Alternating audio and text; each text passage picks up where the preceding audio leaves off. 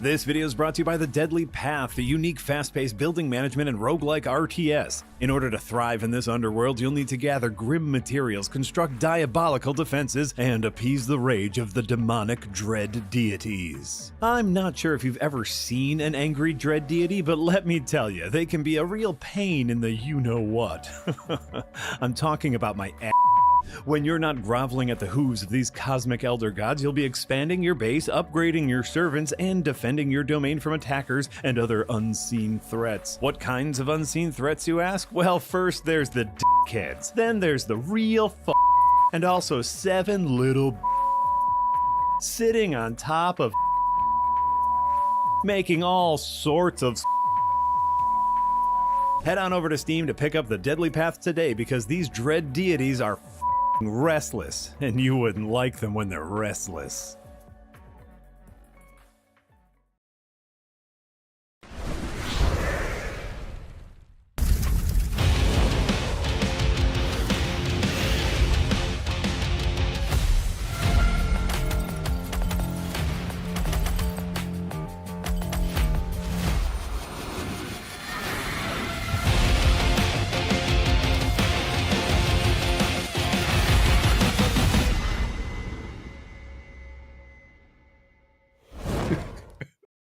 Well, hello, everyone, and welcome back to Firelink Podcast, episode number 60 for Thursday, March 27th, 2025. Marty Sleever here, joined by Casey Wosu, Nick Kalanger, and producer Eric. Apologies for starting a little late. We have an amazing show for you. The reason we started late was because it might be one of our birthdays. And I don't want to say whose birthday it was. But one... You guys want to guess? One of the second wind big boys turned 30 today.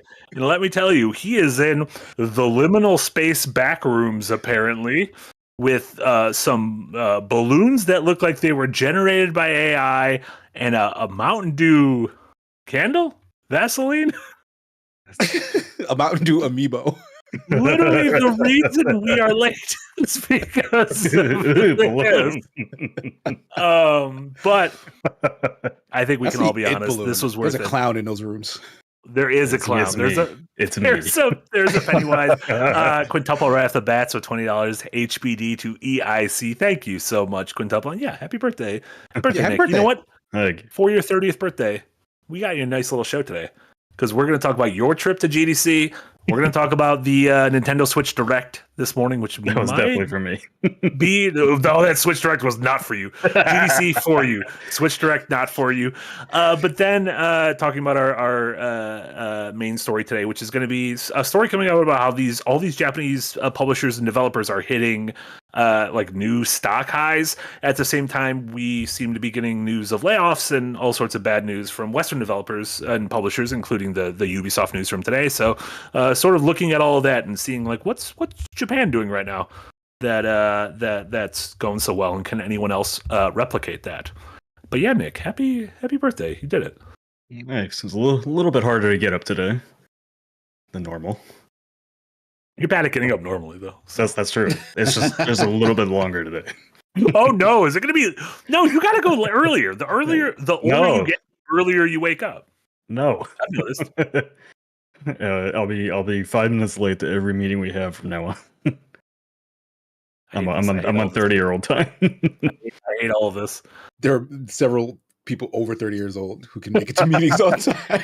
I think it's almost everyone. You got kids. You got to be up at a certain time, or they'll get you up. Not you, Marty. You have a broken closet. You have a broken closet door to get up for. That door wakes you up every day. I get up for it. And then right off the bat, Inverse Skies, thank you so much for the $3 dono. HBD, Halo Hockey Man. How does it feel that you're just associated with Halo and hockey? That's the thing. Like, I don't talk about Halo on social media all that much. I don't stream it very much. Talk about it on here a lot, though. Yeah, that's because everybody makes fun of me for it. Because you talk about it a lot. It's an Ouroboros. This is Halo gaslighting. It's a Master Chief eating its own ass. They didn't guess that you liked Halo. Like, you told them. That's fair. First off, I'm worried that I was talking about Halo. I said it's an Ouroboros, and instead of being like the Halo, I went to Master Chief. So an ass. Halo is also in Ouroboros. And then Captain President with $20. Thank you so much, Captain Prez HBD. And then Old Dios Mio. Thank you so much for the dono. Say happy birthday to the Little Nicky. Yeah, what do you think about the movie Little Nicky? Are you going to watch that for your 30th? I've never even heard of that movie. It's an Adam Sandler classic. Yeah, that seems like a movie in your wheelhouse. That does seem very I actually like Adam Sandler that much. There's like 2 movies I like from him: Happy Gilmore and Click. Okay, well, those are kind of Waterboy. Those are on different spectrums. Little Nicky was the one right after Waterboy. Yeah, Little Nicky is very Waterboy-esque. Look, I went from for sure. Pretty good classic funny movies to watching Benchwarmers and Meet the Spartans. So you can kind of see where my life trajectory went. We got to stop talking about Meet the Spartans. It's got and Benchwarmers. We gotta stop bringing up all. Benchwarmers is great. Don't worry. George Lucas is right. This October, we will all experience the joy of Hubie Halloween together, so everything will be fine. I've still not seen that, but you and Jack keep talking about it. So good. I've already bookmarked it for the Phoenix Tier movie in October. Did you just spoil what it is? Yeah, that wasn't like one I'm picking. I think Jack and I both liked it, so we locked it in. We're like, it's my turn to pick for April. You can have April. Oh no, it's gonna be the Spartans. I hate this. Oh, no, Nick, tell us about San Francisco. It's gonna be Goon. It's gonna be Goon Squad. Yeah, hockey movie. Yeah, that'd be great. That'd be a good one. Oh man, it's weird that when I think Goon, I immediately think of like internet Goon. Gooners. Gooners. Speaking of Gooners, Nick, you were at the Gooners Developers Conference last week with Jay. How was GDC? How was San Francisco? Is there anything cool? Yeah, it's there were video games there. No, well, one of the games that I wanted to talk about first, because I know KC is going to be all over it. Well, no, you were big into Genshin Impact. So there's a game coming called Honor of Kings, and it's based on like the most popular MOBA in the world. But they're basically that had a secret level. That had episode, right? My favorite secret level episode was on. Yeah, it was one of the best ones. Yeah. So they're making basically Genshin Impact, but Honor of Kings. But the combat system is super fucking good. Like both Jay and I came away from that demo extremely impressed. Free to play, like it's going to be an expanding game. I'm sure it's got gacha stuff in it because, that's what they do with those things. Kind of their bag, yeah. But the combat system, one of the best action combat systems I think I've ever played out of any action game. Oh, so you guys got hands-on with it there. Yeah, we got hands-on with it. And it was really, really, really impressed with it. Didn't get to see a lot of come to everything, or is that just like a PC mobile thing? I think it's coming to everything, but yeah, there's no date on it or anything yet, but it's like basically we both walked out of that, and then we came out of there and we're like, yeah, that game's gonna make $1 billion easy. I love that. Because like I said, the MOBA is the biggest MOBA in the world. So it's already got a huge brand attached to it. So listen, it won me over, and I definitely don't give a shit about the game. But. Yeah, that's nuts. Like that was my first exposure to this thing, which is clearly like a monolith staple of gaming, but just in China, because that's just how big China is and how locked away they are from everyone else. Like it's kind of nuts. Yeah. Yeah, got to check out, a lot of different indie projects, a lot that we kind of already have seen, a lot of Steam Next Fest stuff that we've already talked about before. Some of the other projects I can't talk about. There was one multiplayer game we saw that will be announced later this year that I'm actually really excited about because it's not a hardcore competitive shooter. They're going for fun first, which is, I've been saying, I think a lot, like go back to sandboxy multiplayer stuff to win over audiences. That was that Mike Moorheim game? No. Haven or whatever? No. This one isn't announced yet or anything. So just kind of something. Yeah, I definitely can't talk about this one in any detail, but this one that making a Halo 6? I'd be excited about that, but this one you'll see later this summer, and I think it's gonna be exciting for people for sure. Yeah, and like honestly though, like JDC was kind of subdued this year. You really kind of felt the impact of the current politics of the country and people feeling not safe to travel here and stuff like that. 2 other games I got to try was that Wuchan Fallen Feathers game, that new Souls like. That was really polished and really good. The first boss fight is definitely going to get nerfed because it was. I don't think anybody beat it there. It was really tough, but the combat felt really good. It's got really good map exploration and lots of secret areas, all that kind of stuff. So I came away really excited about that one, which I've been looking forward to that one since it was shown off because it just looks really good.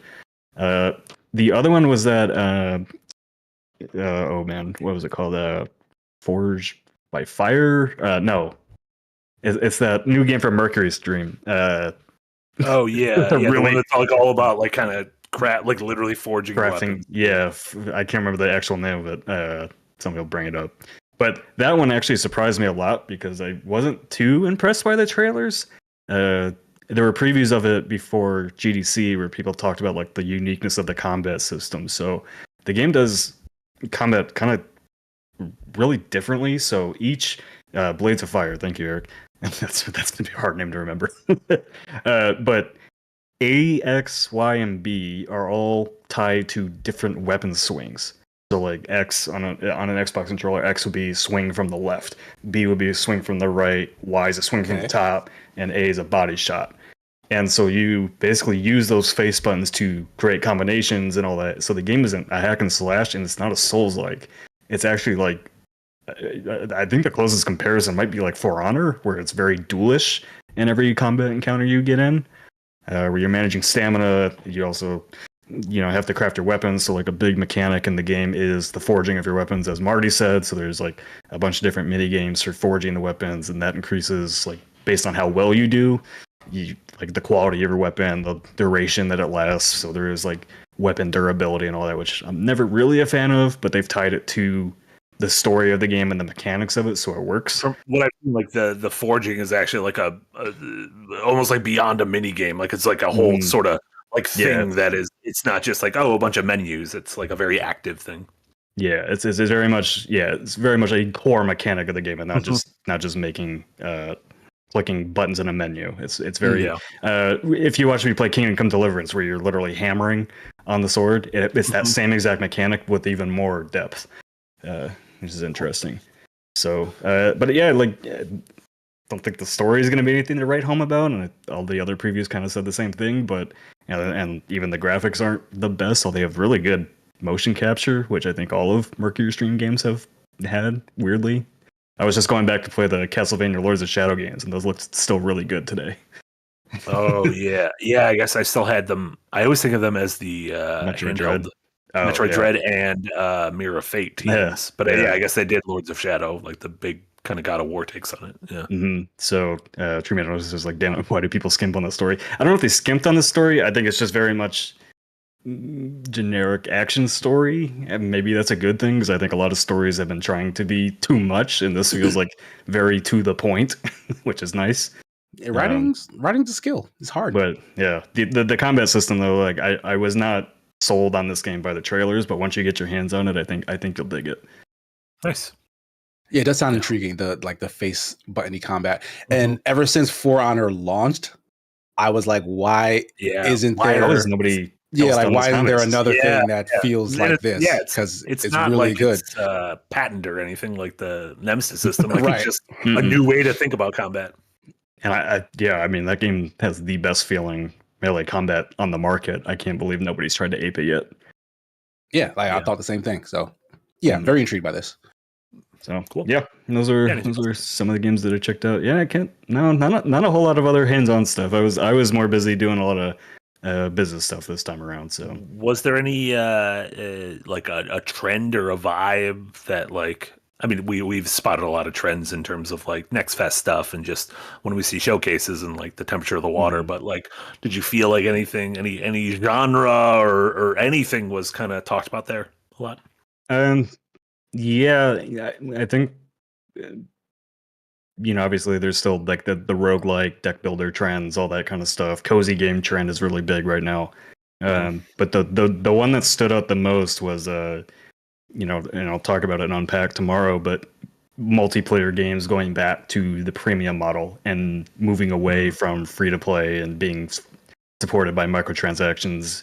Maybe not in the AAA space, but in the mid-tier indie space.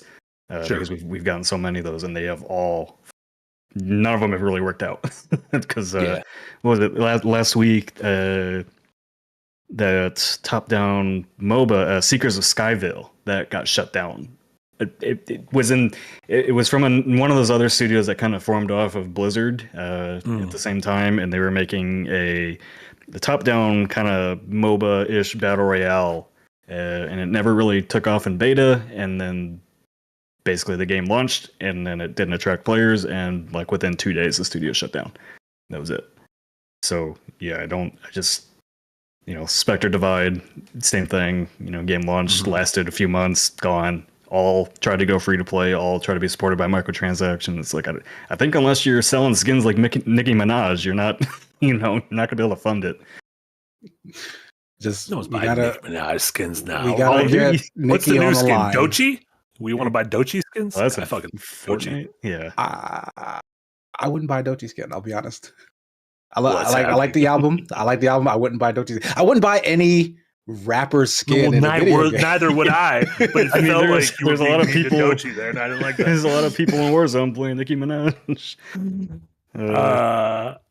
I always have like a thought of like, what if all of the live service stuff was the same, but like in the 80s and 90s, but the games were still that.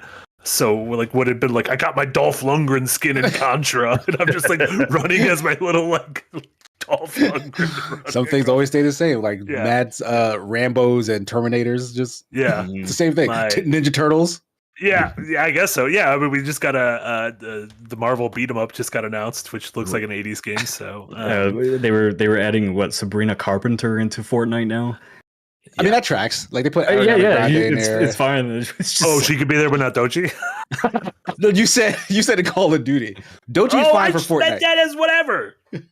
Dochi's fine for Fortnite because they coming to Overwatch. I think it's weird to put rappers in a game with like the military. I don't know. It just seems very odd. No, Call of Duty has no aesthetic anymore. But it's all just everything in there. I do actually agree with that. Yeah, that's pretty funny. Call of Duty's current season is about the Teenage Mutant Ninja Turtles. So there's stupid. Right, and they look kind of good. The stupid Ninja Turtles running around blowing me up with shotguns, and it upsets me every time. If they weren't cowards, the next Call of Duty campaign would be like, we have to infiltrate New York because there's these 4 mutants in the sewers. We need to take them down. And oh my god, Joe's Pizzeria just got attacked by them. Before we move on to the Nintendo Direct, Jombly been in the Green Gang for a year. Thank you so much, Jombly. 30 already. You're a real boy now, Chief HBD. I feel like you were a real boy beforehand. You're like probably more of a realer. Yeah. It gets more real after 30. Yeah. I just keep thinking I'm only 10 years away from 40 now, and that upsets me. Why is it wait till you're even closer. No, I don't closer. I don't want to be. It'll be fine. I want to go the other way. I want less responsibility. You'll be thrilled like Casey and I are. Our next story, Nintendo held their what we could probably assume is the final Switch 1 Direct, maybe. Possibly earlier today. It was about 35 minutes worth of trailers and announcements for games that are all coming to the original Switch because, of course, next Wednesday, 6 days from now, is going to be the Switch 2 big event.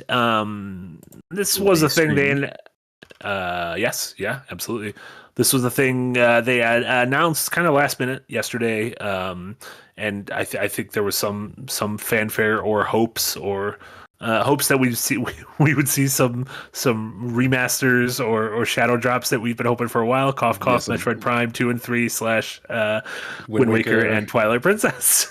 We did not get any of those. I would say it was a relatively niche Direct. Some things I really liked, but yeah, what did you guys think, Casey? What did you think of today's Direct?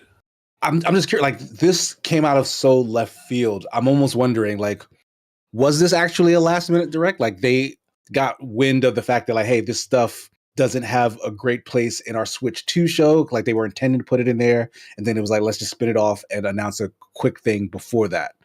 Mm-hmm. I don't know why they didn't do this a month ago. If they would have done this in February, I think it would have been received very normally. as opposed to doing it 6 days before the Switch 2. And I'm trying to like look at a game here that was like, they delayed it for this game. And I don't know what it is. Was it like, we need to launch it with the Nintendo Today app? Because the Nintendo Today app did launch today. What is that? Was that in this direct? Did they talk about whatever this is? That was literally the last thing. Miyamoto came out. Oh my god, I have some. I didn't watch the actual direct. I read the highlights. I think I have a new first thing I'm gonna do in the morning when I wake up is I'm gonna reach for my phone and instead of opening Slack, I'm gonna be like, I'm gonna do Nintendo Today and see what's going on. And let me tell you, I think it's gonna be nice. I'm on board. I already have it downloaded. I already looked at my Nintendo Today. I learned a little bit. So what is it? You're going to look at this for a week, and then you're going to forget about it, just like Nintendo's music app. I'm going to... That music app is so shitty. The music app is kind of shitty. Second off, I'm going to look at this every day until I fucking die. What is it, though? What is it? It's everything app. You open it up, it tells you what day it is. You can see if any cool things in Nintendo history happened here. You can go to like a little. It gave me the first minute or two of the story of Metroid, just like in the beginning, like the biblical beginning of the Metroid story. And it said, when you want the next piece, come back tomorrow. And I said, okay. And I scrolled down a little bit. I got a little biography on Luigi. Oh man! I got to see what Luigi's up to. What is happening? I just figured out how to save games media. We just release a minute of Fully Ramblematic each day throughout the week until we get to 5 minutes. I mean, I'll come back tomorrow to see what's going on with Luigi. I want to make sure he's doing all right. To see what happens next with Samus's childhood with the Chozo. I don't know. It's extremely dumb. It's extremely dumb. I don't know why. We spent way too much time. I thought this was gonna be like a quick goof. We spent way too much time on it so far. It's really dumb. I'm not gonna use it very often. It is a pretty. I'm still gonna download it though.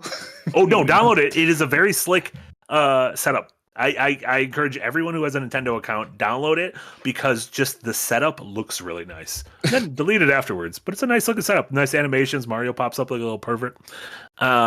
Game wise. Nothing. I mean, I guess Metroid Prime 4 was the big thing. They didn't date that's definitely the biggest thing. Yeah, they just showed some gameplay. They didn't even go into depth of anything that's going on. They said the new planet is called Vuros. The first thing they showed was scanning, which I laughed at because I was like, "Oh no, what are we doing? We don't want to do this at all." But apparently, Samus has psychic abilities, which is the big thing here. So she can use like telekinesis, slow down time a little bit, kind of wanted her bullets, can curve her bullets like James McAvoy. I don't know. Did that do anything? Casey as a newfound Metroid player, that do anything for you? It tracks. Samus tends to just have things happen to her body. So like, okay, she's psychic now. Yeah, that makes sense. Yeah. Oh, you got a red suit. Yep, you're wearing this now. You're red. It's going to be a crossover with Pokemon, and Mewtwo is going to be the big bad. The Pokemon trailer, I thought the Pokemon thing was pretty cool when they said... I didn't know they released a trailer. Oh, no, they showed a little bit more from Pokemon Legends. I woke up... You thought you were goofing. No, I woke up to watch this, and then I fell back asleep while watching. See, you're 40. This won't happen. Very but no, they showed a little bit of Pokemon Legends ZA and how if you go out at night, it's like a little more dangerous. There's people on the streets who are going to battle you. So like during the day, you explore the city. It's nice. You like can find wild Pokemon. You can go to shops, but at night, everyone just wants to fight you. I'm like, I kind of like that. There's no day battles. Is this one based in London or is it France? No, this is France. Like this fake Paris. Fake Paris, yeah. Luminous. No, there's day London, battles, but Paris. I think it's just the city is more dangerous at night. Like there's you could fight regular ass Pokemon during the day, but at night, like the trainers want to fight you. Not like with their fists, but like with their fisticuffs. Jay always talks about London at night, like that you get stabbed. So I don't know. I'll have to ask him if that's the same thing in like Paris. I've been to Paris a couple times. I've gotten stabbed 0 times. But were you at a night? 0 times. You're not from there. You just got to. Yeah, you're not from there. You're a tourist. They can't do that. But I mean, I lived in like San Francisco for 10 years. I never got stabbed. I probably should have. I'm gonna be honest. There was like 1 or 2 times I definitely deserved a stabbing, but never had that, so that was good.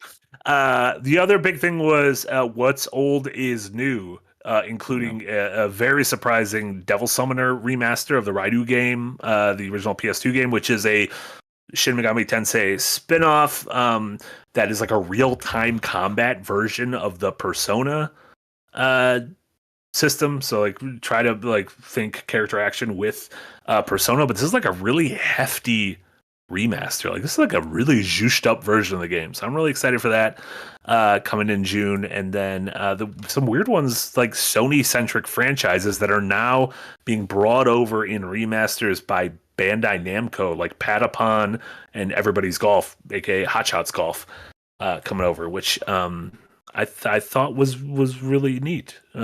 It's weird to see these games on Nintendo. Like these are PlayStation games. These are first party PlayStation games or franchises at least. So interesting to see them here. But I guess are there Sony logos anywhere? They have to. Like Patapon is Sony. Like there has to be. But there was also last year we had Lego Horizon Zero Dawn. That's so true. Like that's not going to be like the the first time a thing like that happens. So was there anything that you guys saw that stood out in a good way or bad, or was it all just kind of like blah? Yeah, it was all pretty blah, to be honest. And not that I was like super hyped up for the announcement of possible remasters that people actually wanted, because yeah, I kind of forgot that was a thing that was happening. But like just in going back and looking at what they had to say, I was very confused that they thought this warranted a direct. But it really just felt like we have nowhere else for this. Like we have to say something about this stuff because some of it will only matter to people who still have a Switch. Because once we start to talk about the new stuff, all of this will go by the wayside. So let's just get a direct done now. And like maybe as a cherry to like make it not total garbage, they stuck the Metroid Prime footage on there. But that hopefully means they're getting all that out of the way, and then Wednesday it's going to be oops all bangers, just back to back. There's a possibility it's really good, but because of this being so bad, my expectations for that have now actually gone down. Like maybe they're just having a year. And we'll just see how they're going back to the old next Nintendo. time. They oscillate every generation, so it's time true for them to go back to the old Nintendo. Mario Kart will fix everything for them next week. Nick, quite possibly. Did you take away anything? No, because I slept through it. Oh, you just slept through. My big takeaway was that there was a Tamagotchi game announced. Tamagotchis. Well, everyone knows Tamagotchis. Remember, like the keychain thing? Yeah. The guy kept pronouncing it Tamagotchis. Oh no! And I'm like, my thing. He kept saying Tamagotchis. No, I'm not. I'm not thinking of Tomodachi Life. I'm thinking of Tamagotchis. Yeah, there was a Tomodachi Life game at the end. There was a literal Tamagotchi game announced, and he kept pronouncing it Tamagotchi. And I was like, have I been pronouncing it wrong for 30 years of my goddamn life? I refuse to believe that. We can't. Katie Kirk pronounced it that way. I can't live in a world where Katie Kirk was incorrect about the pronunciation of a Japanese toy in 1995. I don't want to live in that world. Do they still make those as toys for kids? Are they like creepy AI? It's weird sex things. Oh. Yeah.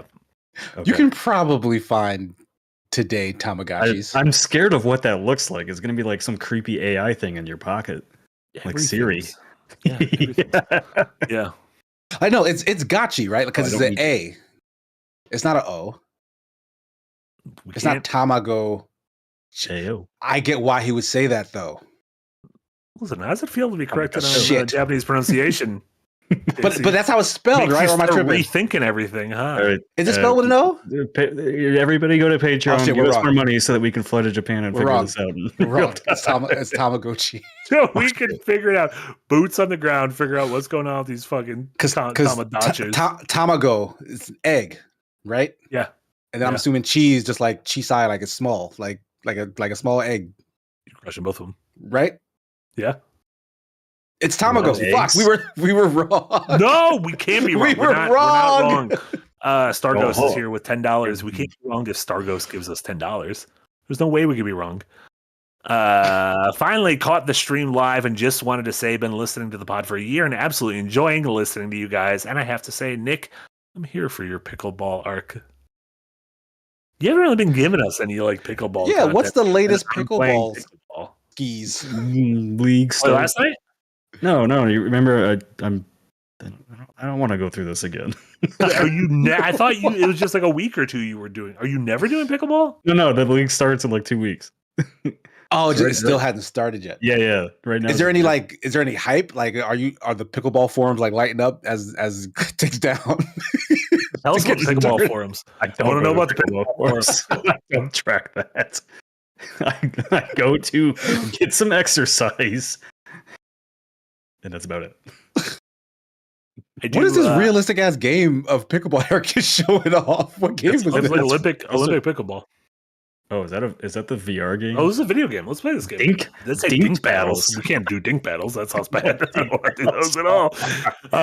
To those watching, Eric showed a clip of a pickleball video game and it said dink battles, and Nick and I both reacted to it immediately. So there you go. A couple comments came in from the Patreon. Remember, at the $5 tier and above on Patreon, we can take your comments, your questions, your concerns about the show, including Clayton's. Thank you so much. The absolute cojones on those little freaks in Japan to get the last droplet out of life out of the Nintendo Switch.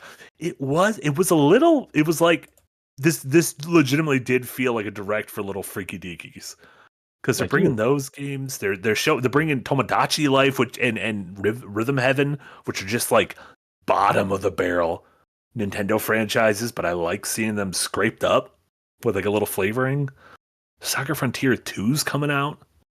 Like if this stuff was littered around a Switch 2 Direct, do you think it would take away from it? Yes. No, I think they want to be do annoyed. Yeah. They want to do People will be Oops All annoyed that they Bangers. took too long to get the Switch 2 stuff. Yeah. Oops All Bangers for the Switch 2. And when the Switch 2 is really disappointing, we can come back and revisit this and say we were wrong. Oops, several bangers. give us the Oops, we did not have enough bangers already. Pixel Grip, thank you so much. Kind of going along what you said, Casey. Do you think that the Nintendo Direct this morning should have been played alongside the Switch 2 Direct, or do you think that there was some benefit to them having their own Direct less than a week before the Switch 2? I do think this was like a pre-show, right? Like the band that comes on before the band, but it's a week early. And not framed like that at all. Yeah, if they had done exactly that, like, oh, the show starts at this time, but here's some stuff right before, and then they go into the Switch 2 stuff. No. Would that not have had the same effect? Nintendo good. They don't do it's going to start at 12 and then give you another 30-minute countdown timer that you get to watch that nothing's there. They just like us. We did that today, Nick. Who did that today? We did 60 seconds. They do 30 minutes. We were like 5 minutes late. That's because Eric's fault. No, we're a team. You can't throw each other under the bus. Nick, technically it was your fault because it was for your birthday. I got to teach you something about 30. Can't got throw me under the bus. Yeah. You got it. We're back in the liminal space. We back in that liminal space. I bet this place smells like piss. This place absolutely smells like piss. That's what's coming out of that Mountain Dew. Fat Cock with the $2 dono. Thank you so much, Fat Cock. Nick messed up my podcast schedule. Thanks, friend. You're welcome. Incredibly rude. I like it on Thursdays better than Wednesdays. I'm kind of, if I'm being honest. Wednesday's stressful. That's when I got to moderate the comments on Fully Rumble Magic. I hate both of them. I don't like just all days, every day. I hate both of them. I don't want either of them. This is the last episode. Time to move it right after Windbreaker.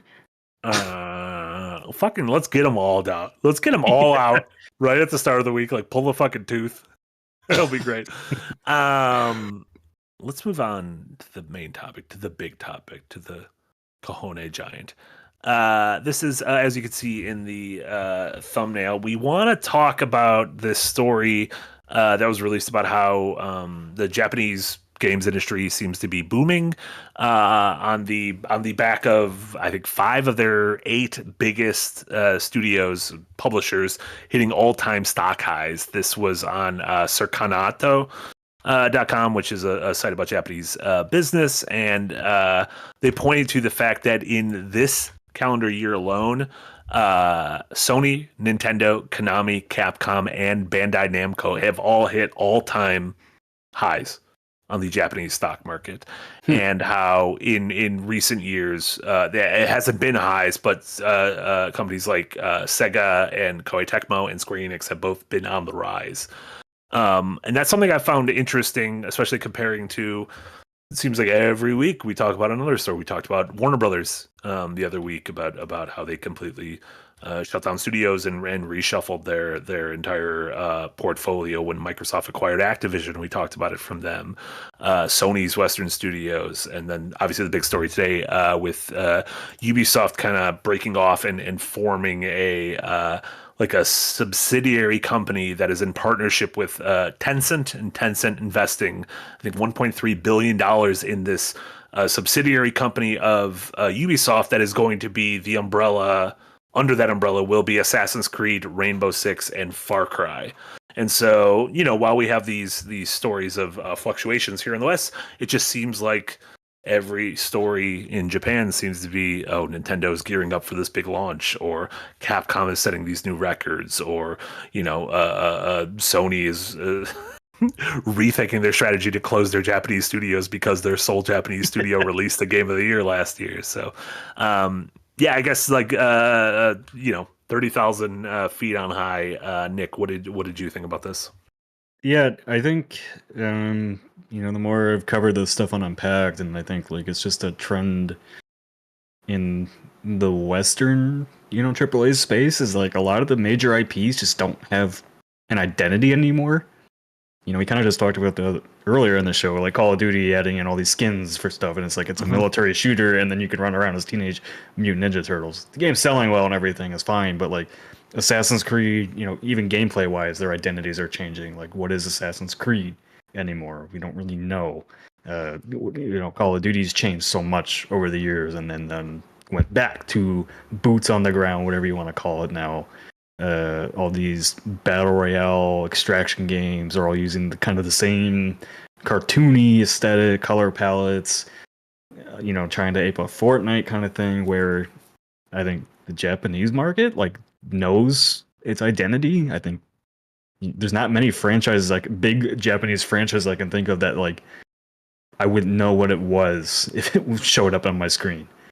Monster Hunter, I know what Monster Hunter is. I know what Resident Evil is. I know all the Nintendo franchises all have their identities, Capcom's identities, Sega's identities. It's all it's comforting, and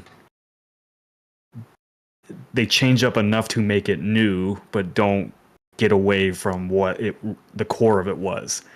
Where I think a lot of these Western major franchises have lost the core of what they were, and either are chasing trends or trying to change their aesthetic to fit a more I hate the term because it's been used by annoying YouTubers all the time, but modern audience, let's say.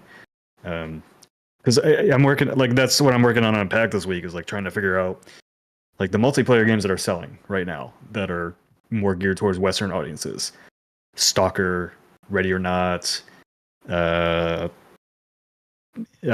Branch, Hell Let Loose. These games all have tons and tons of players, a very clear identity and aesthetic to them, and I think the FPS market is such a good look at why the Western market is where it is, because they just can't figure out their audience anymore.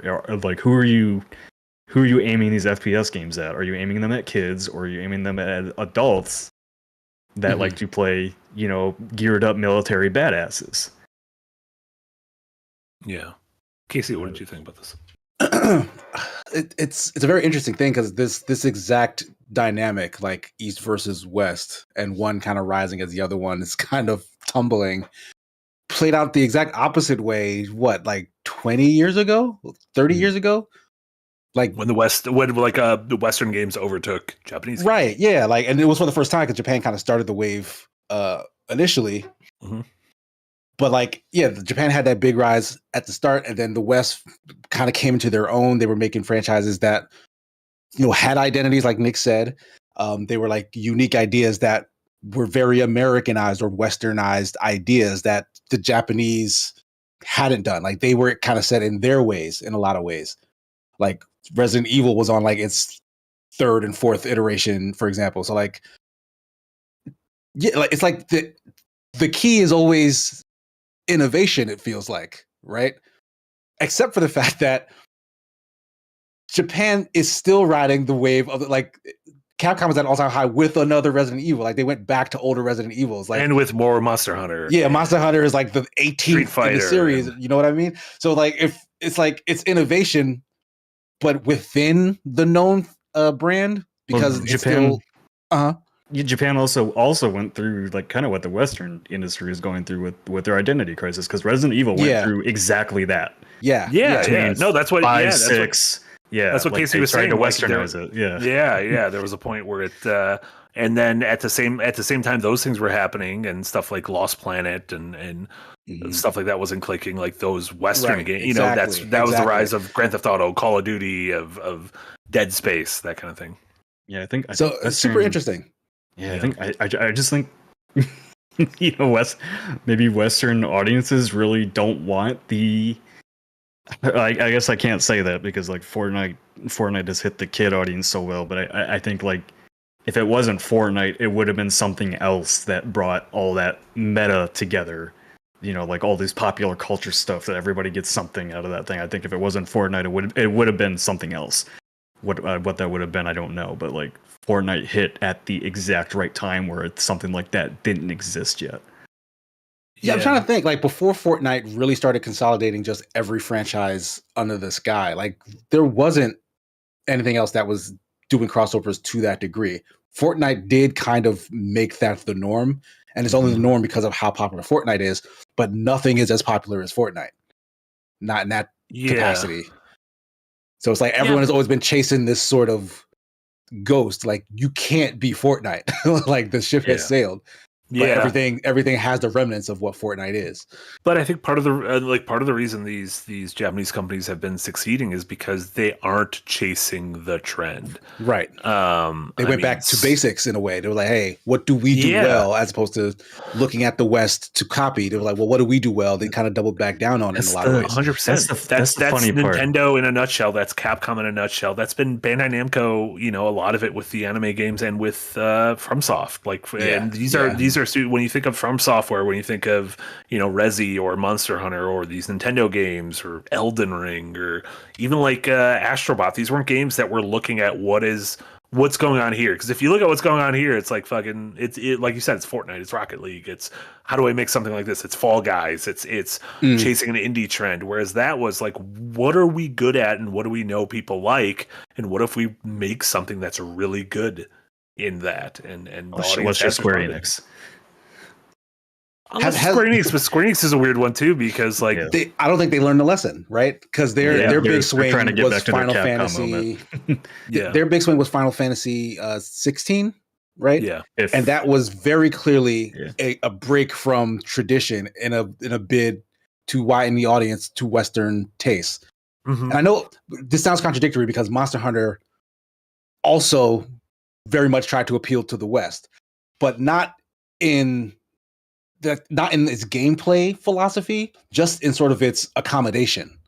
There was like, oh well, let's make an aesthetic or a user interface or a feature that appeals to the West, but the game is still what the game has always been, right? Like they didn't change Monster Hunter into like a level-based action slasher because that was more popular. Yeah. I think a weird thing with Final Fantasy is that they did appeal to the West with Final Fantasy 15, and it worked.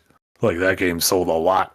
And so I think they might have taken some of the wrong lessons of Final Fantasy 15, even though I think 16 is a better game than 15, but 15 outsold it, you know, tremendously. But yeah, I think they're learning. Was that during the pandemic? No, it was before. When that released? 15. 15 was before. No. 15 was like 15 was before. Okay. 16, 17. Yeah. Gotcha. But yeah, I don't think people go to Final Fantasy for like a grim aesthetic. You know, I don't know. Final Fantasy is a weird thing. That's a whole other changes all the time. Of what is it? Yeah, because going through them now, every game feels like a crazy man's scribblings, like an entirely different mindset. So it's I am curious to see, because you know we have these games on our up, but like 4 of the last Game of the Year winners were from at the Game Awards were Japanese studios. You know, we had with stuff like Breath of the Wild and Sekiro and Elden Ring, and then Astrobot last year. You see what Sega has kind of like. I mean, Sonic is no longer like their biggest thing. Like the Like a Dragon and the Persona series, which are like deeply Japanese things, have become their kind of 2 most beloved properties that they're able to turn around at a relatively regular pace in some form or another. And the biggest story of the first half of the year is going to be what Nintendo has in store. You know, maybe in a week this is silly because we're like, oh no, Nintendo screwed the pooch. Like, oh, what are they doing? But like, also in a week maybe it's like, holy shit, look, the next generation of X, Y, and Z are looking good in Nintendo's hands. So yeah, it's a funny story. Like how long has this been going on? Because I'm curious now about where the ebb and flow will start to actually even out. Sure. Because this rise, I want to say probably with Capcom's Resident Evil 2 remake, or were they already kind of when did Monster Hunter World drop? Was that before the remake? Resident Evil 7 is the moment in my mind Capcom itself turned the corner, and that's around the time Monster Hunter started becoming big, and so it was like Resident Evil 7 into Monster Hunter World into Capcom definitely led the charge. Yeah, and then the Switch for Nintendo when that launched, that carried the wave and whatnot. Yeah, that was the FromSoft arc of Souls getting more and more popular, leading into Elden Ring, and yeah. So I'm just wondering how close we are to the fall. Yeah, I mean I think we've kind of talked about that before. Like Japan itself, I don't feel like has really bought into the live service market. Yeah, a lot of that comes out of Korea, China.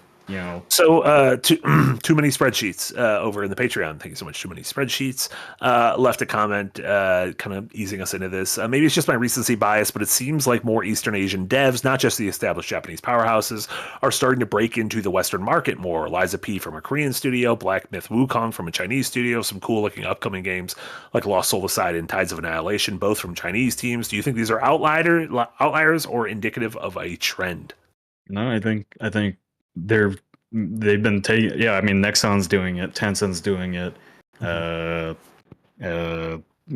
What's the one doing Liza P? That's not Nexon. For newbies. NeoWiz. Yeah. All those publishers are taking because they can't. I think they realize like there's a limited market for gacha games and everything. Maybe, I don't know. It seems like every week I hear about another one that's made $1 billion. But I think unlike the Western market that kept trying to break in, I feel like a lot of like Asian developers understand that like, are we gonna be able to really compete with Genshin Impact? Are we really gonna be able to compete with Tencent and all the stuff that they have? Or are we gonna be able to compete with some of the biggest stuff coming out of Korea? And the answer is a lot of times no. Like Honor of Kings, which I talked about from GDC, looks like a huge step up from even Genshin. And so I don't know how much money's been invested in that thing, but I'm guessing it's a fuck ton. And it's also based on an IP that was already extremely successful. So I think, as Western publishers kind of thrown everything at the wall trying to get that success, like I don't feel like the Asian markets have done that as much. It sounds like they're doing it right now. Like it sounds like this is the beginning of that almost. Oh yeah, I think everybody's going to look for their Genshin Impact now. Right, because I think everybody's going to do that. Like let's compare it to Wuthering PUBG Waves, being the breakout success, followed by Fortnite, which then took it to another level. If Genshin Impact is that to this Honor of Kings game, for example, then that could be just the start of another behemoth out of that region, and then everyone is trying to chase that cash cow until the breaking point. Yeah, I mean that's the industry's always kind of done that though.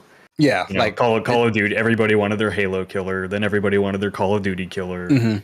EA tried to kill itself with Battlefield and Medal of Honor for some reason.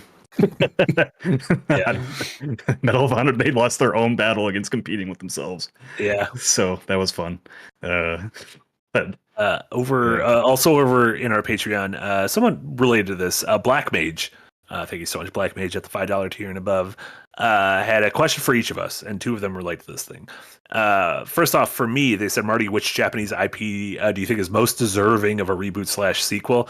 I do think the answer to this is Chrono Trigger, and this year is its 30th anniversary, and I would legitimately be surprised if we did not see them try to bring back Chrono Trigger either in 2D HD or in some way, shape, or form, because that is like a thing that is like so purely beloved, and it has a sequel that's like a little misunderstood but has gotten a cult following in Chrono Cross, but it just feels like thing. But maybe it was like this was the special sauce of these folks together, and Akira Toriyama's gone, and Uematsu and Sakaguchi are no longer directly with Square, so I don't know, maybe that's just like a right time. Wasn't there a news story like just last week that they said they were about to do more with the franchise? Yeah, on its 30th anniversary, Square released like we plan to do something, and that could be pop-up shops or restaurants in Tokyo or an anime, which would be rad. Yeah, it could be part of people like it will be acknowledged on the Nintendo Today app. NFT. Yeah. Okay, the second question by Black Mage was to Casey, which IP do you think would do well as a Genshin-like crossover? So if something could get Genshin-fied that gets crossed over, so like it's being added to Genshin as it is today. No, I think they mean like but more what IP would work in that format. Yeah, if as a gacha game, I guess. What if we gave Miho, which is a team you've enjoyed MiHoYo. Oh my god, I fucked that up. I'm never gonna get that. No, it's hard to say. Ghost of Yote? Yote, yes, you got it. I didn't feel like I got it. They did put Aloy in that. Yeah. But you don't care about Aloy. I don't care about Aloy. So just a franchise that would do well as a gacha game. So sure. I guess it would need a ton of characters, or the potential to at least make a ton of your own characters. Sure. The easy answer is Marvel, but I want to go deeper and say specifically a Spider-Verse game where like you just get a bunch of gacha Spider-Man from across the multiverse. That could be cool. How many are there? It's a multiverse. It's a multiverse, baby. They never stop coming. Yeah, that's right. There's literally Spider Pig. Yeah, there's Spider Pig. Did you see the second one? There's like a million of them in that one. Not watched the second one. That's really bad. You should watch the second one. It's a really good movie. I know, but maybe you should wait because it directly leads into the third one. I don't know if that's ever come out. No, they please make that movie. Please, I beg. Just make that and then figure your shit out. Cool. And then Black Mage's question to you, Nick, was favorite thing you ate in California? I did. You know what? We didn't go crazy this time. Okay, because we paid our own way out. So, but I did. So last time we were there, we went to. All right, I have to go back. The first time I was there, I found a burger spot that I really liked.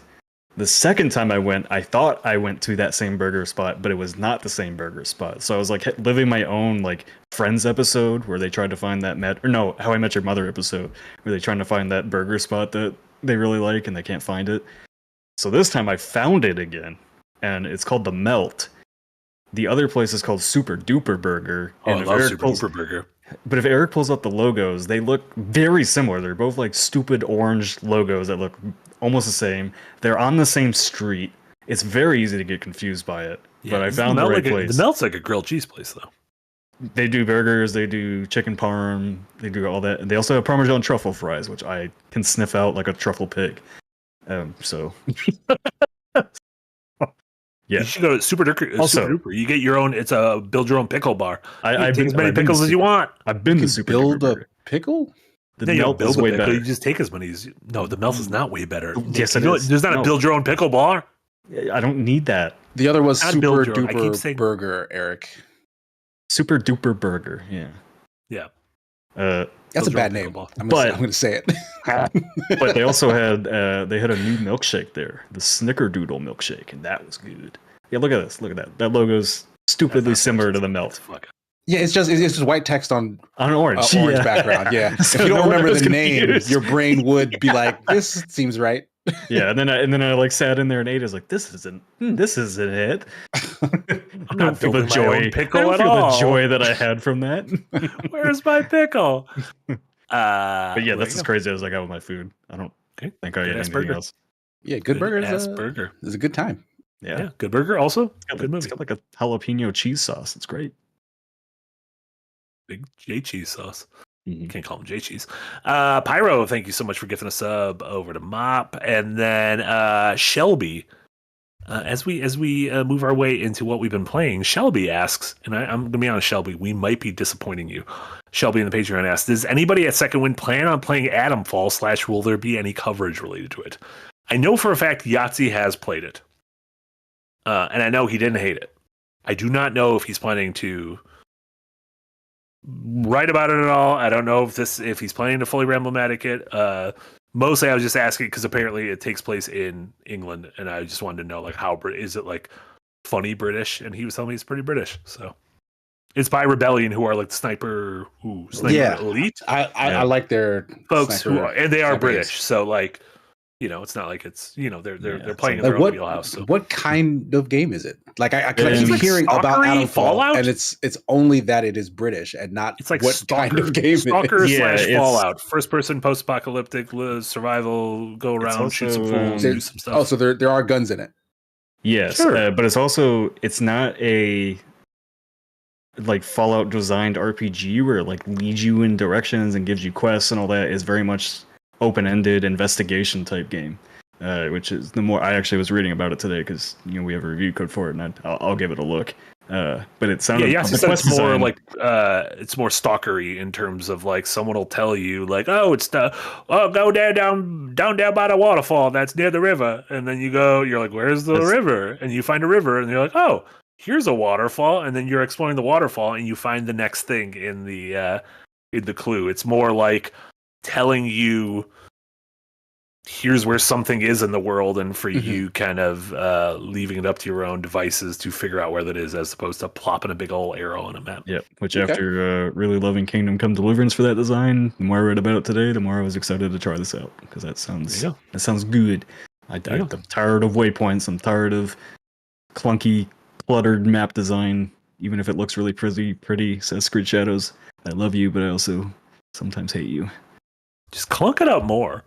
All I want from life is just clunk me up. Before we get into all the other things we've actually been playing, Captain President, thank you so much for the $10 dono. Casey, tell us of this mythical New Jersey produce Jack and Jess must know. What? Does New Jersey asking about produce? It's the Garden State, yes. Oh, yeah, it's literally just what it's. Yeah, Jersey is very well known for produce, in particular tomatoes. Like, oh, I didn't know about that. I find it weird that other people don't love tomatoes as much as me, but I've come to think. Okay, well, thank you, because I've come to think that maybe it's because I've grown up in New Jersey my whole life, and they just have really good effing tomatoes. But I like the best of the best. Yeah, that might be what it is. But I love tomatoes. I love that. Yeah, that was probably just. I'm gonna be honest. Jack and Jess, probably them goofing. The hell they just put on the screen. Remember, there's like a really, really good like produce area at Arthur Avenue up in New York. What's Arthur Avenue? Is that like I don't know anything about Arthur Avenue. Arthur Avenue is like a historical spot in New York, but it has all kinds of great it's got like an old fish market kind of thing. Yeah, that picture, whatever that. Bodega. Okay, big ass big farmers old market. Yeah, exactly. Look at that. There you go. Really good. There's a really good Italian restaurant there you should go to. It's really good. We're good at Beppo's. Go there with the family. I don't go to Italian restaurants. Wow. But Casey, what do you go to? Tell us what you've been playing. I don't know who's that voice. That was like a pirate voice. I've actually not been playing much this week because, as some of you may know, this is the week that I'm doing my traditional wedding ceremony. I got the in-laws in town. They've been in the house. They went to go see my parents earlier today, and I, like a jackass, kind of missed most of that interaction because my car had to go into the shop for what do you call it? Recall upgrades, and like somehow it ended up being the same day. So I was like, oh, I'll just take it in the morning. It'll be done in like an hour or two, and then like I'll come back and it will go. It was like 4 hours at the least. I was like, shit, can somebody come pick me up? Like, well, they went to go do something else. So I'm just sitting in there waiting. Good fuck. So like just because of the car thing, like nothing lined up properly. Like I got to my parents' house, but like Kia's parents had like gone out to go to the store and like do some sightseeing or whatever. And then by the time they came back, it was like, hey, all right, we're getting ready to go. Like we're out of time now.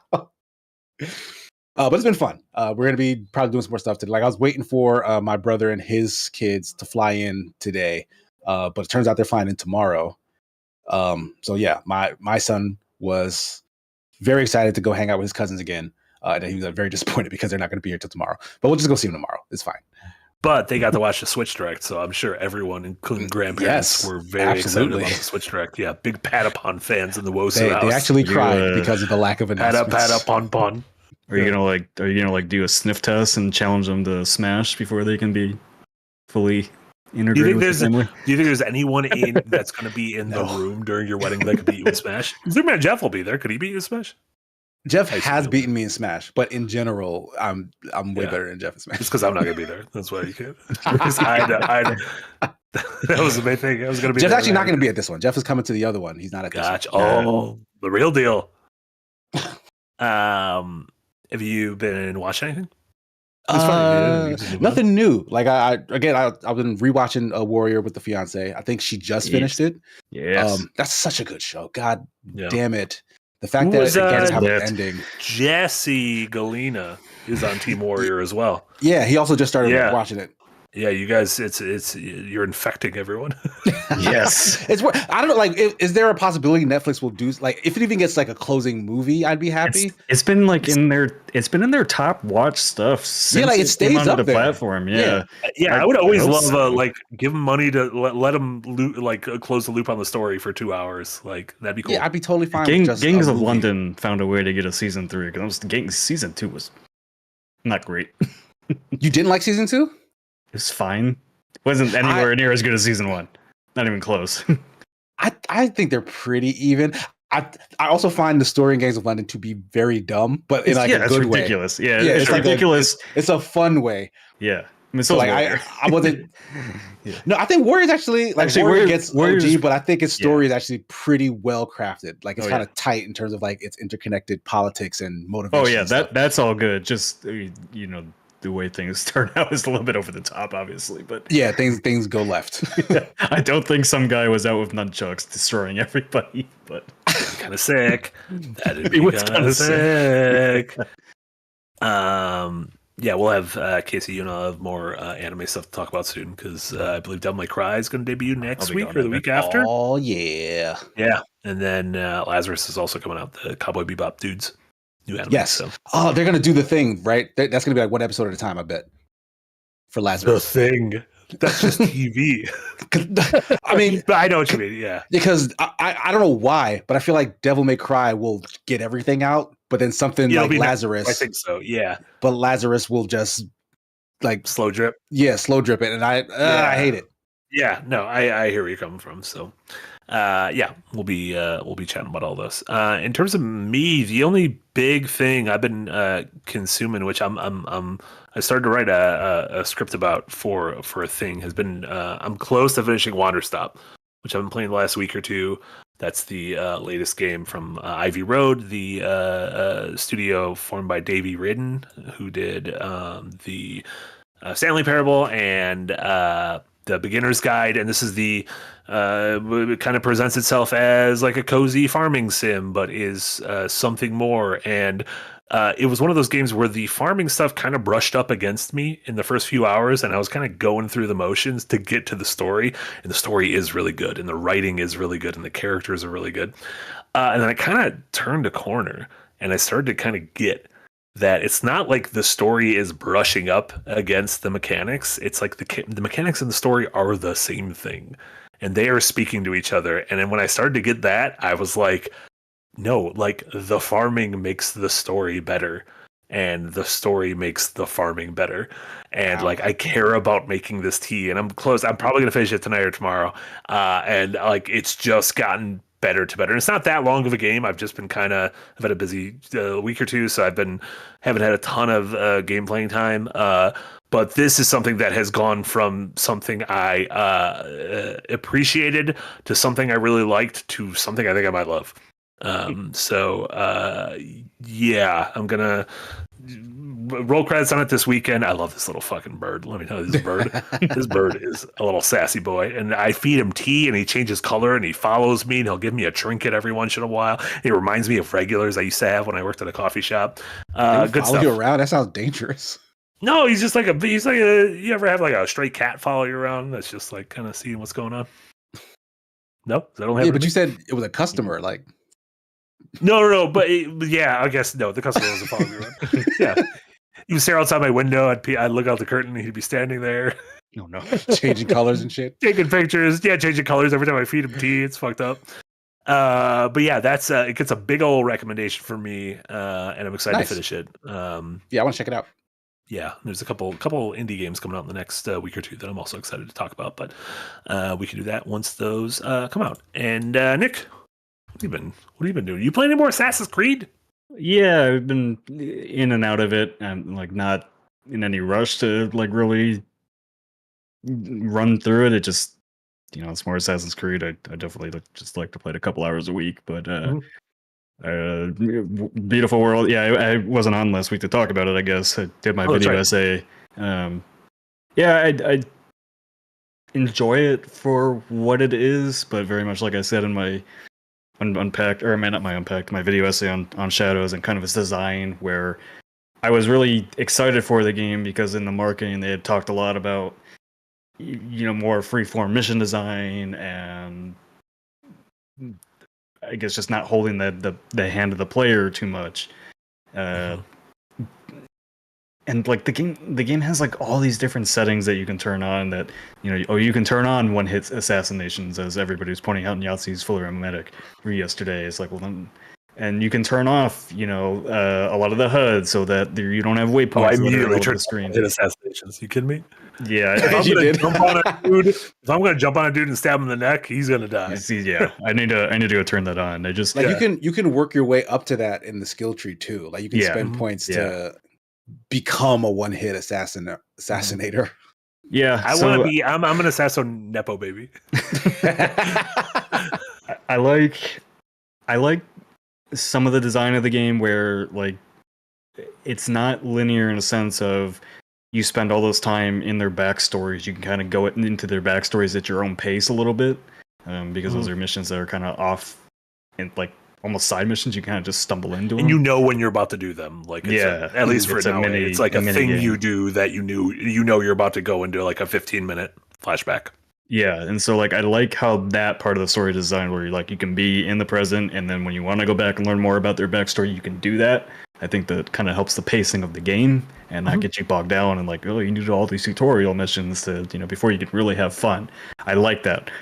I don't like, and I haven't liked the assassination missions since Unity. Unity was the last game that I really loved. Almost Hitman feeling like stealth assassinations where you really had to like find your way to them, getting around stuff. In the most recent Assassin's Creed games, it's like, yeah, you can stealth, but it's like always faster if you just beat the hell out of everybody and then go fight the guy. And even when you do go to assassinate them, like sometimes they are just, you don't actually get to assassinate them. They are like duels with the boss. It's a boss battle instead, which I'm not huge on. So I love the exploration. The game is beautiful. I'm in photo mode all the time. I don't mind just being in that world and just kind of checking things off on the map. I don't mind those games every once in a while anymore. But I think my gaming tastes over the last year or so, with Baldur's Gate 3 and Kingdom Come Deliverance 2 and stuff like I'm playing like Blueprints right now, which we'll talk about in a few weeks when the embargo's up, but just games that make me think a lot more about the mission design and structure of the game and all that. I think I'm kind of past the fill out a map of checklist stuff, which Assassin's Creed Shadows still very much is that, and especially like after playing Hitman last year too. I'm playing a game about assassins. Like I want it to be a puzzle to figure out how to get this guy out in the open so that I can get him, and not just it's not just almost every single one is they're in like a castle, a Japanese castle, and you kind of break in the same way, go down the same way, get to their room, do whatever. So very very cookie cutter. So I don't know. I think. Do you feel bad when you kill all the women in the game? Because I do. Every time I get into one of those fortresses, there's a bunch of like concubines that are level 1, and they don't seem like they're bad, but they have health bars. And my thing is, if you got a health bar, you're bad in this game. Yeah, and I've killed so many women. You can choke them out if you want them out of the way. But I got the 1-hit kill button. I always like. I'm like, you're not supposed to kill civilians in the game. Like, are they civilians? Are they going to like come back and stab me later? I don't know. I don't know what to do. You're in there. You know what's safe? Give him a quick stab. Give him a quick stab and see what's up. I've killed so many people where I'm like, ooh, I shouldn't have done that. Yeah, they weren't going to fight you. If the screen doesn't go blink and it's like, oh, Desmond's upset with you. I don't think Desmond's in this one, but you know, I'm gonna be honest. The old games used to like. Yeah, they used to be like, oh, you never killed civilians. Yeah, but I'm not killing folks in the town. I'm not going to Osaka and like going down to the fucking fish market and killing folks. Like they're fine. They don't got health bars. Honestly, listen, just don't have a health bar, and I won't stab you. It's that easy. It's your fault for having a health bar. All right. If we're really going to victim blame, but if we're really going to think about Assassin's Creed a little bit deeper here, like I'm pretty sure you as the assassin kill a hell of a lot more people than any of the Templars ever do.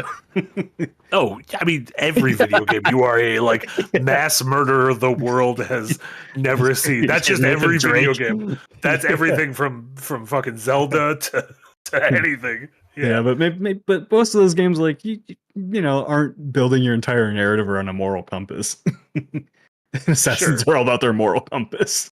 Sure. Well, maybe it's like a sleepy knife. Yeah, that's right. That's fine. Yeah, it's just tuckered out. All is forgiven, nothing is forbidden. But yeah, that can't be what it's. You're not assassinating. You're murdering. Not all is forgiven, nothing is forbidden. No, Again, that sounds like a softcore porn. Everything's permitted. Nothing is true. Everything's permitted. Oh, okay. Nothing is true. Everything is permitted. That's it. That also kind of sounds like a softcore porno. Nick, you been watching anything else? Yeah. I put a few hours into Repo with my friends, which is that new horror extraction game that's taking over the internet right now. I see funny videos of it every day. Key art aside, which I know a lot of people are like, it's stupid. I don't want to play it because of the key art. Don't worry about the key art. The game is a lot of fun. If you like any of like Lethal Company or whatever, like this is a way better Lethal Company in my opinion. No disrespect to the guy that made Lethal Company because it's like one guy. But this game is heavily based on physics, which makes everything funny. You basically have to go into these horror environments. There's always some creature, something tracking you down. And then you have a cart that you move around, and you got to pick up objects carefully because they have a value attached to them. And if you bang it around or drop it, you're going to break it and you lose all that value. So you have to be very careful with placing items in your thing to extract them. But the monsters are like a lot of fun. There's one monster that has little gnomes following it around, and if they find you, they'll like squeal at you, and then the monster will come after you. But That's you can why also I the women because I was worried in Assassin's Creed. But you can also squealers. But you can pick up the gnomes and just throw them at the wall and break them, which is hilarious. I like that. That's pretty fun. Yeah, it's so like the game has proximity chat, which makes everything funny. Every time you talk, their mouths move like they almost look like 3D South Park characters. Muppets or something. Yeah, 3D South, very puppety. Yeah. So it's just a lot of fun, just a really, really good time. And I really like the design of the game too, that it's almost roguelite in nature, where you go through levels in a linear path, and they're randomized levels, but your objectives get harder as you get farther into the path. And so it makes the replayability a lot more fun because you don't really know what you're going to get each time. Whereas Phasmophobia, the ghost changes, but you know the layout of the map and all that. The map changes on these, the objectives change, and then just the co-op aspect of it is really good too. So like some items are huge or really heavy, and you will need like 2 or 3 players to help you pick it up together to put it in the cart or get it to the extraction spot. And so like a very funny thing happened. We found a grandfather clock worth like $30,000. I didn't realize you needed I was trying to get it, and that's when we learned you needed multiple people to pick it up because I dropped it on myself and blew up. So that was hilarious. The grandfather clock. Why did the clock make you blow up? I mean, it was a heavy ass clock. Or are you like a bomb? Like your character's like, you're not a bomb, but I mean, like you you're fragile.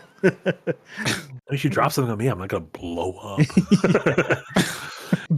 This game looks fun. I have definitely seen clips of it, and we've been talking about trying to get a game night of some sort. So maybe we'll try to do one in April. And then the last thing I've been watching is finished Severance. It's a little too early to really get into spoilers on that, I think. So you know what? I'll spoil everything. That's fine.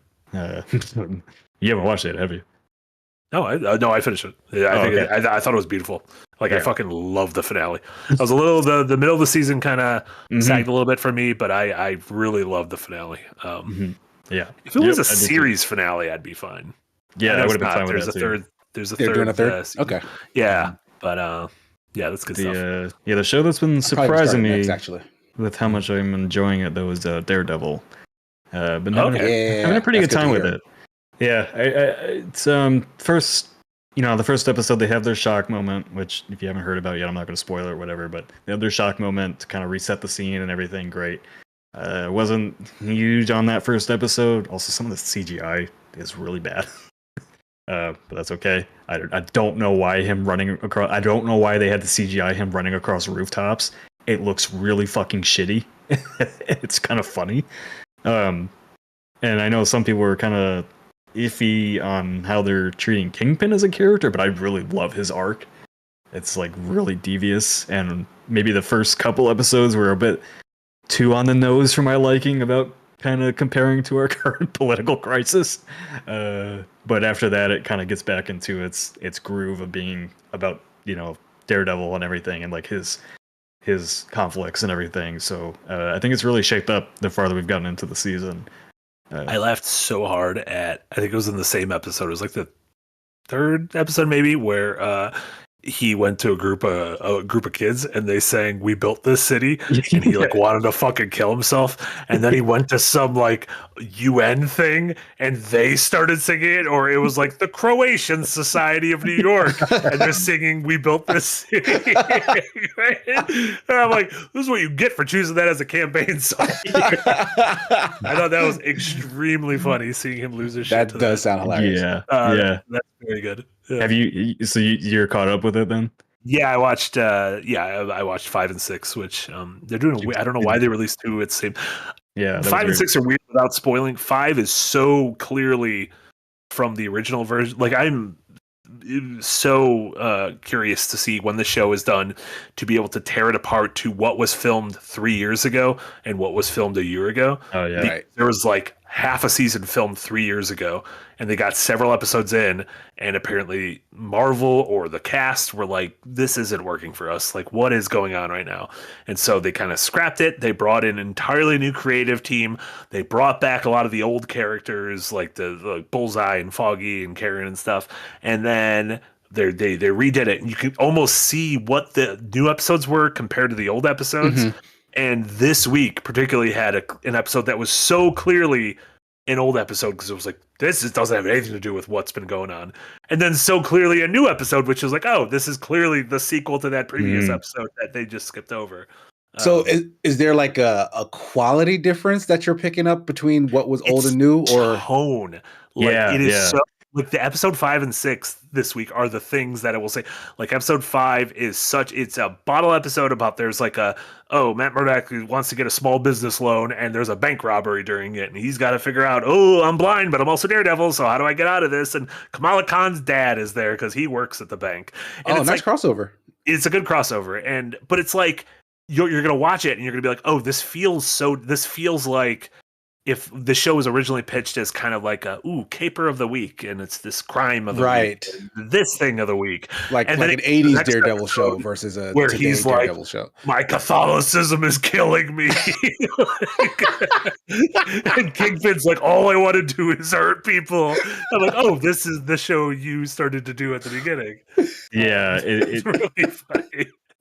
Yeah, do you also feel it's a bit on the nose writing wise in some of those episodes? I think it's very on those. I'm liking it though. I'm not.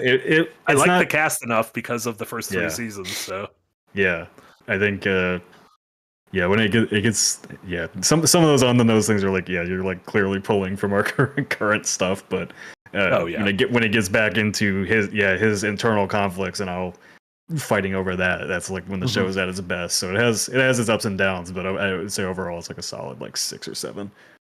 Yeah, it's better than most of the recent Marvel stuff. It also it just feels like an 5 actual hours of chairs. I like that. I'm gonna legit say I really like that. Yeah.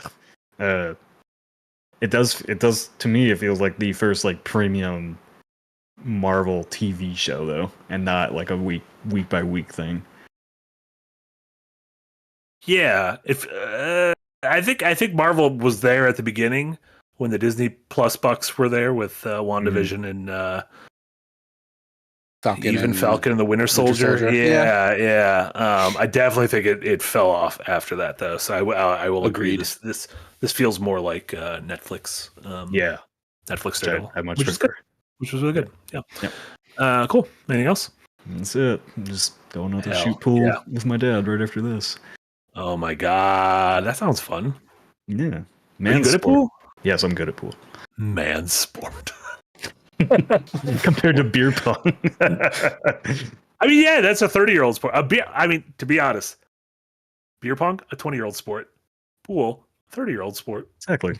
You can play pool at 20 though. I wanted to give him something. It's his birthday. It's his birthday. We started late. Started late. I played the most pool in college, actually. That was when I was playing. I bought my own stick. Yeah, oh my god, are we all good at pool? I don't know if I'm good. I just played a lot of pool in college. I'm really good at pool. Yeah, I'm probably nowhere near. Like, if you can just say I'm good at pool, then you're probably way better than me at pool. When I break, it sounds like a goddamn gunshot. People get when I break at a dive bar, people are like worried. Are you actually using the stick, or are you just throwing the cue ball? Like from across the room, just I put all my it's not shot put, Marty. It's a javelin. It's fine. Hell yeah. Pool's cool. You use the extender to fucking just bash that shit. Oh, I want this pool on a pool. I like this pool on a pool. Ooh. Yeah, I'm gonna be honest. On a pool. Do you think Happy Gilmore would work in a pool hall? Oh my god, I would watch that. That was kind of like they made the Hustler and The Color of Money. Like The Color of Money is pretty much Happy Gilmore. It's Tom Cruise as Happy Gilmore, directed by Martin Scorsese in a pool hall. Shout out to The Color of Money. A couple of super chats that came in right before the end. Luxabel with a 10. Luxabel Yeager, probably related to Aaron Yeager, by the way. Shout out to Aaron Yeager. Never did anything wrong. Yeah, happy ended all around. Great times for Aaron Yeager. Nick, you watched Attack on Titan, right? Or was that a different show? You said you started it. I watched most of the first season of Attack on Titan. And he got his mind in that first episode. That wasn't good. It's one of the happiest endings anime has ever produced. Truly. Yeah, I think I got to the episode where like the thing bites his arm off, I think. Yeah, there you go. That was a good. It does bite his arm off, but it's funny because that's kind of not what happens, but that is what happens. It is what happens. It is what happens. That's not what happens. Yeah. Luxabel Yeager, thank you so much. Playing the stream at 2x speed to catch up to really highlights the pace that you guys go through topics. Somehow you go over a lot and a little simultaneously. Also, Tamagotchis are still available in Target. Well, that's good to hear. But are they called Tamagotchis? Remember, we gotta fix this error. We gotta start over. Tamaguchi. We have to go back. And then Jamnog, thank you so much for a £2 dono. Thank you so much, Jamnog. Is there more Dokapon? Yes. You know what? I'm gonna say it right now. We're gonna do our next one in April. That feels very doable. Yeah, why not? Find a time in April. Nobody's asked me to phone in a while. We'll finish. You'll finish. Fusion. Metroid probably in like 2 streams, and then boom. Easy peasy. Yeah, Nick, you gotta get back to those boys and girls. I gotta get it back to Nuts-kun. Oh, for a second I thought you said I gotta get evicted, and I'm like, no, don't do that. I gotta become homeless before. I don't think I can evict myself from my house. You know what? If you try hard enough, you're 30. Don't sell yourself short. But yeah, I think that'll. Just don't pay your bills. You can absolutely evict yourself from your own house. Let me give you some tips. Not in our current country. You can get away with anything. It's not eviction. It's just leaving, and war plans, attack plans, leaving. Whatever. Just put a goofy Studio Ghibli AI thing, and everything will be fine. That makes me want to kill myself. This was the worst. How did that take off? And in the fucking White House did it while deporting someone. They literally Ghibli AI'd deporting someone, and I want to fucking kill myself. Yeah, I want Hayao Miyazaki to just go fucking ape shit on everyone. Yeah, somebody on my LinkedIn shared like a Ghibli recreation of the Fellowship of the Ring, and I'm like, I hate everything. Why? Every one of them. Every one of them. And it's always some corporate stewed CEO like, this is the way we're gonna save money on artistic. The gulag for all of them. But that was our episode. That was great. What a happy note to leave on. I'm gonna kill myself. Nick, what do you have going on? What's the folks that have? Turn 30, back hurts, unpack tomorrow, which was funny because I had completely written, recorded, ready to go. It made a big prediction, and then Ubisoft confirmed my prediction, so I had to re-record some of that today, so that'll be out tomorrow. Nice beefy episode to be back after 2 weeks. New adventure is nigh on Saturday. Yes. Yeah, episode 4. Episode today.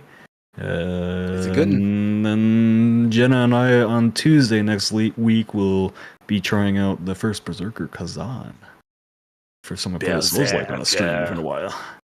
Hell yeah. Very cool. Casey, aside from fucking getting married, what do you got going on?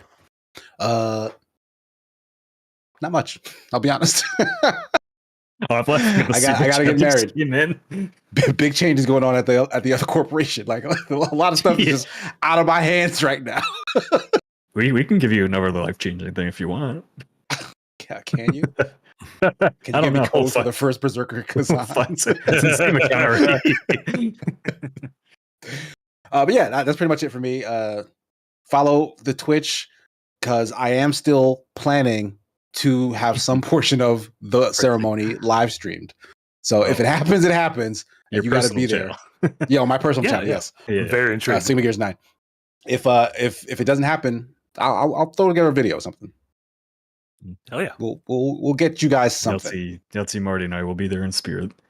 There you go, Force Ghosts. Just all the normal stuff. Check out all that stuff, and then I'll have. I should have a video essay sometime next week that Eric is graciously editing about Steam storefronts. Or not all digital storefronts, including Steam and the eShop and PSN and Xbox, and why they're all terrible, and maybe we should burn them all to the ground just like the AI thing. But then, of course, right at the end, Nutscoon with the $2 dono. Thank you so much, Nutscoon. It's true. You do need to come back to me, Nicholas. Who's that face? Why? Who's that Santa? I don't like that, man. I'm not a saint. And then Luxabel, thank you so much for the $2 dono. Appreciate you, Luxabel. Nick, what body DLC did you get for turning 30 HPD? the minus 20-pound microtransaction. Oh no. Minus 20 pounds. That's good though. You lost 20 pounds for your birthday? Well, I mean, I'm gonna try. Yeah, you're gonna try. Oh, there you go. That's a microtransaction goal. So I like that. Mm-hmm. Excellent. Thank you all so much for tuning in to this episode of Firelink. We appreciate all of you, everyone watching live on YouTube, everyone listening on your podcast service of choice, and of course, especially all of our patrons. Remember, at that $5 tier and above, you can contribute to the show yourself. So for Eric, Nick, and Casey, this was Marty. This was Firelink episode number 60. Thank you all so much. Have a wonderful rest of your week, and we'll see you all next week. Bye, everyone. Bye.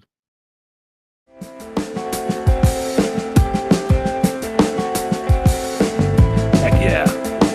Nice. That was awesome. Fun episode, guys. Go too late. Pie. Yeah, Nick, enjoy your pie. Actually, cheesecake. I know you dad for your birthday. Have a good time. Casey, if I don't talk to you tomorrow, have an amazing weekend. Yeah. Congrats to you, of course.